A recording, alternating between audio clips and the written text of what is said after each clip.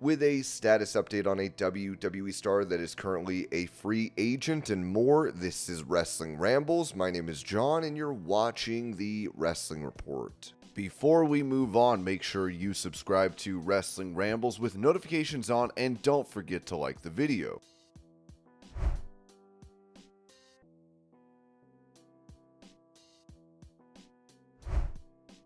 In an update on the trafficking lawsuit against Vince McMahon and WWE, Ringside News noted that the wrestling world has been rocked by serious allegations against Vince McMahon, a controversial figure in sports entertainment. Janel Grant has filed a lawsuit against WWE, John Laurinaitis, and Vince McMahon alleging sexual assault, emotional abuse, and sex trafficking dating back to March 2019. Recently, she filed a petition requesting records from a wellness doctor. A judge has denied Vince McMahon's motion to block this petition for peak wellness records. We had previously reported that lawyers for former WWE employee Janel Grant have filed pre-action discovery petition against Dr. Carlin Kolker and his clinic Peak Wellness Inc. Grant alleges that she was sent to the clinic under Vince McMahon's direction in November 2019 and received undisclosed treatments including pills and IV infusions. According to Grant, when she inquired about the substances in the pills, Dr. Kolker responded by questioning her trust in him. According to WrestleNomics, Judge Jeffrey Mayer has ruled against Vince McMahon's motion to enforce a federal court stay order in Janel Grant's case. As noted earlier, Grant had filed a petition in Connecticut State Court seeking medical records from Dr. Carlin Kolker and his clinic Peak Wellness. Kolker and his clinic are not defendants in Grant's federal lawsuit, which involves McMahon, WWE, and John Laurinaitis, filed in January. McMahon's attorneys argue that Grant's state court action violated a 6-month stay imposed on the federal lawsuit due to an ongoing federal investigation by U.S. attorneys from the Southern District of New York. They requested that Grant be prevented from using any materials obtained through this petition and be held in contempt. Judge Mayer ruled that the federal stay does not apply to state court proceedings. He stated that federal courts typically do not oversee state court matters and that any objection to state court action should be addressed there. Consequently, Mayer denied McMahon's motion, noting that there was no evidence of a violation of the court stay order. The federal lawsuit remains on hold pending the investigation. Janel Grant's state filing alleged that Vince McMahon directed her to seek treatment at Peak Wellness, a clinic in Greenwich, Connecticut. She claims that she was administered pills and IV infusions at the clinic, but Dr. Carlin Kolker, who runs Peak Wellness, refused to disclose the details of these treatments. Grant also asserts that the medical records she has received are inconsistent and inaccurate.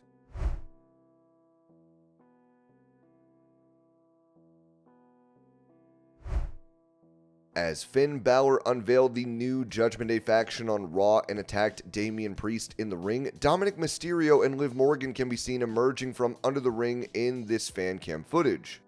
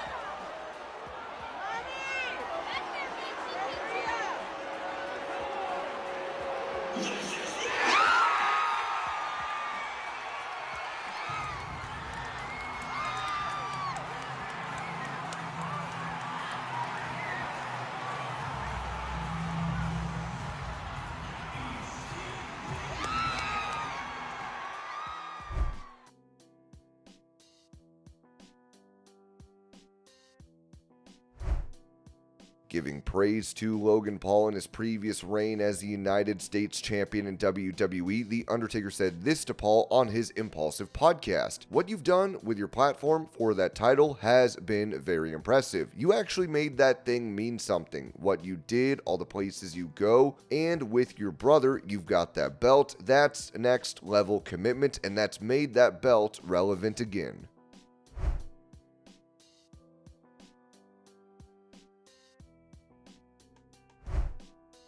Also, Undertaker touched on having one more match in professional wrestling, telling Impulsive, "This is what I was looking for. Yeah, just to put the exclamation point on the career. I wanted to have that one match that I could hang my hat on and say goodbye. I will come to the shows and I will say hello and I'll talk to some of the guys. Maybe watch a couple of the matches, but then I've got to leave. It is still in my body. My mindset is like, dude, you should be getting ready right now. That part in your head that has gotten you this far says you still got one in you somewhere. You got one match and people are gonna go, wow."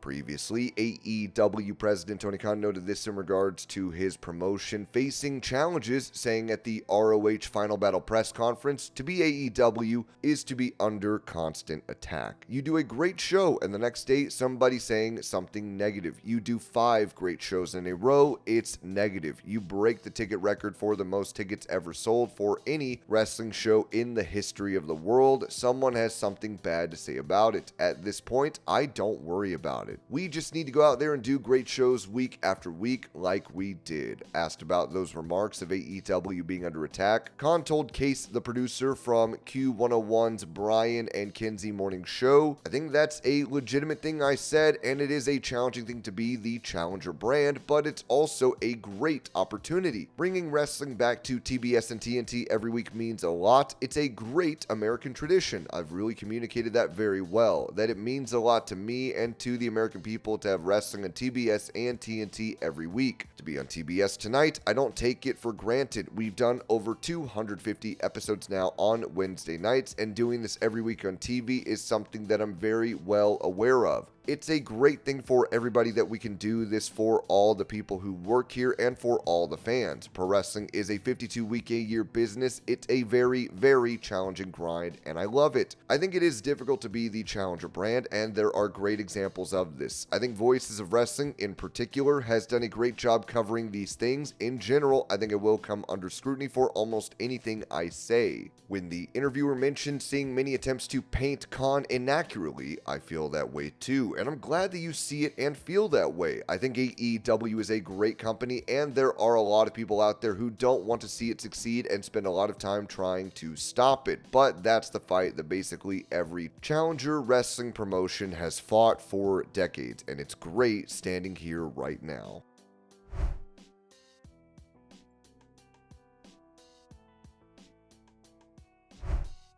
On TikTok, an account, Rebecca.Aguilar.72, posted a clip of a boy crying after Rhea Ripley lost at SummerSlam. Get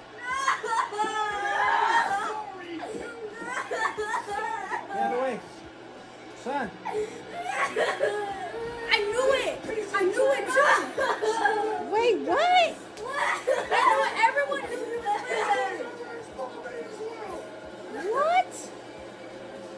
What?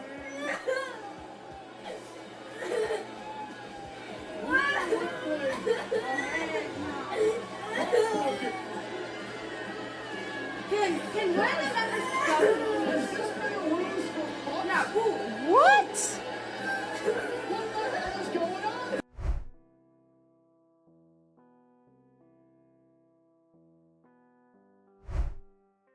For more information regarding the suspension of AEW star Britt Baker, Ringside News wrote that Britt Baker's return to AEW television at Forbidden Door was overshadowed by controversy due to a backstage altercation involving her, MJF, and Alicia Atout. The incident has resulted in Baker's suspension, and the reasons for her suspension related to MJF have now been clarified. The conflict started when Britt Baker made negative comments about MJF and his girlfriend, Alicia Atout, in the women's locker room during the July 17th episode of Dynamite. Atout relayed these remarks to MJF, which led to a series of confrontations involving all three. Will Ospreay also got involved, trying to address the growing tensions with Baker. The situation escalated when MJF, frustrated, punched a wall backstage. Despite a brief suspension for Baker after an HR investigation, she has continued to appear on television. PW Insider reports that Britt Baker was suspended because it was believed that she instigated the situation. Since MJF was reacting to her comments and in some accounts defending his girlfriend Alicia Atout, Baker was seen as the party responsible.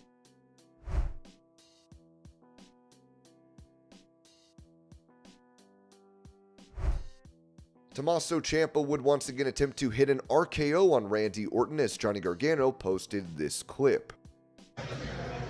I know you already know. I know what grinds your gears. I know what grinds your gears. There he is. Yep. Time. You've trained for this? I don't want to alert you, but you might be wanted for murder. I don't know. I'm not worried about that. Okay. This is SummerSlam weekend. Yep. We're about to create our SummerSlam. Are you ready? moment. You're going to do it. I believe in you. Now be quiet. Yeah. Get him right now. Get him. Here it is. We built up to this moment. What the hell? What happened? Why did you yell? I got excited. You got excited. Stupid.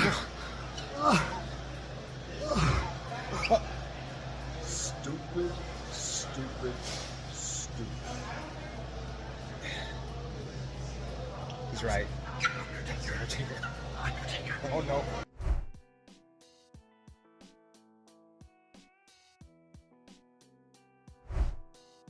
Asked about potentially challenging for the Intercontinental Championship in WWE, Rhea Ripley told Foundation Radio, "Yeah, I'd be stupid to say no. I haven't seen much of that lately. I saw it maybe a few months back when I was beating up all the guys. I would absolutely love that. That would be a real historic moment. I get to follow in amazing steps like China. It'd be a step for the women's evolution. We'd be taking over that a little bit more where we're seeping into the men's division and showing them what the women can do."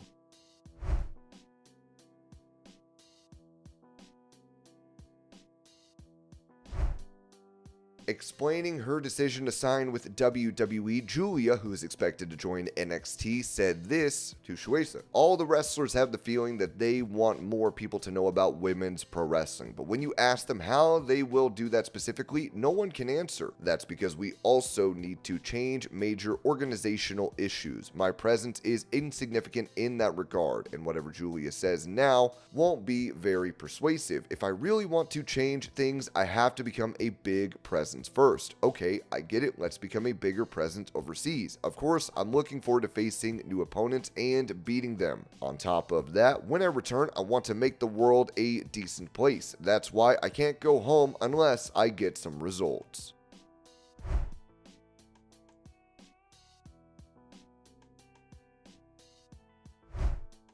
As he continues to appear on WWE programming in the form of NXT, TNA wrestling star Joe Hendry had this to say about possibly crossing paths with The Rock down the line, telling the Wrestling Mat, "I don't know if anything's gonna top that Rock concert in Toronto from The Rock. I appreciate the kind words. Maybe one day we'll see a guitar off between myself and the Great One. Who knows? We've already had me versus Elias, but I've just got a feeling me and The Rock are gonna have to cross paths at some point. To me, he's still got the number one concert segment."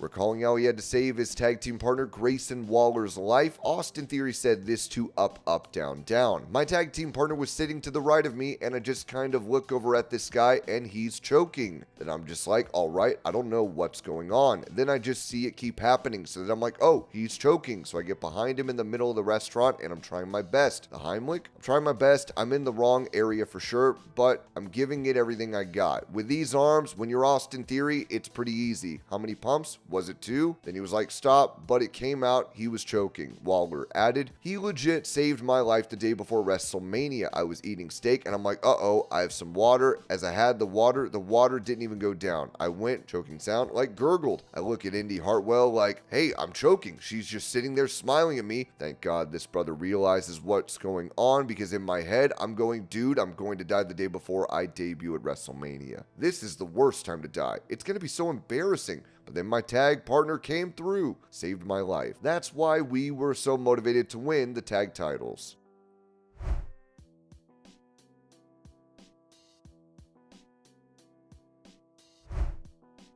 Speaking about his potential role in AEW following his retirement from full-time wrestling after All In later this month, Bryan Danielson told Gorilla Position, "So I don't know, because I don't know what that looks like. So like kind of how it looks now is I help with creative a little bit, and what that usually looks like is it's not necessarily like a formal creative meeting or anything like that. Tony Khan will call me and run some ideas past me, or he'll say, hey, I was thinking of this, do you have any ideas for this, or something like that, but that's haphazard, you know? It could happen 3 times in a week, it could not happen at all for 3 weeks, right? You know, that sort of thing, so I don't really know what that part of it will look like. I think it's just going to kind of have to evolve naturally and with whatever my comfort level is and their comfort level is, as far as, because I don't want to travel very much. So that's another piece of the wrestling puzzle. As far as physically, I think a lot of wrestlers will tell you that sometimes the travel hurts your body more than the actual wrestling, you know? And so it's like, it's just doing it all the time and that sort of thing. So we're just going to have to find some sort of compromise as far as what they would like me to do and what I would be willing to do. And if it turns out to not be anything, that's okay too, you know what I mean? And if it turns out to be something where it's just like, I'll always be available on the phone if Tony just wants to call me and run some ideas past me, I mean, I'm not going to charge a fee for that.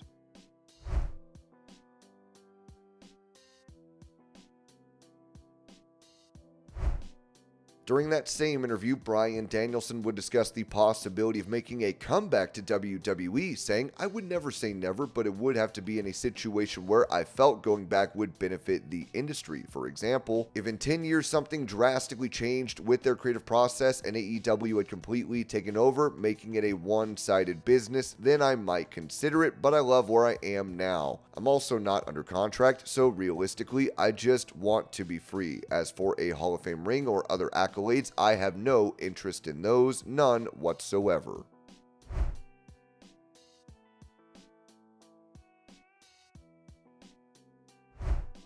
When it comes to the WWE status of Becky Lynch and how the company views her potentially retiring, Ringside News wrote that Becky Lynch's WWE contract ran out, and she was able to have one more match with Liv Morgan on her way out. That cage match on May 27th may be her last in the ring, as rumors swirl that the man may be retired. Becky Lynch has everyone buzzing over an Instagram post that many assume is about retirement. She is really enjoying her life at home as a mother, and it doesn't seem that she is planning a return, judging by her recent documentary special. Sean Ross Sapp noted on his backstage Q&A show that he reached out to a source close to the situation and WWE. WWE sources said that if she was retired in an official capacity, they hadn't been informed of it yet and didn't believe that if she did retire, it would be via Instagram. However, one WWE source noted that she's not under a WWE deal to their knowledge and could retire without notifying them if she so chose. WWE sources have repeatedly stated that Becky is enjoying her time off and they want to be respectful of her space after what she's given them over the years. It was also reiterated that she would always be welcome back into WWE. When her contract expired, she was planning on simply taking time off, and WWE and Lynch both believed that if and when the time was right, she'd be back in the fold. And this was your pro wrestling news update. I hope you're all having a great day. Thank you so much for watching, and I will see y'all later.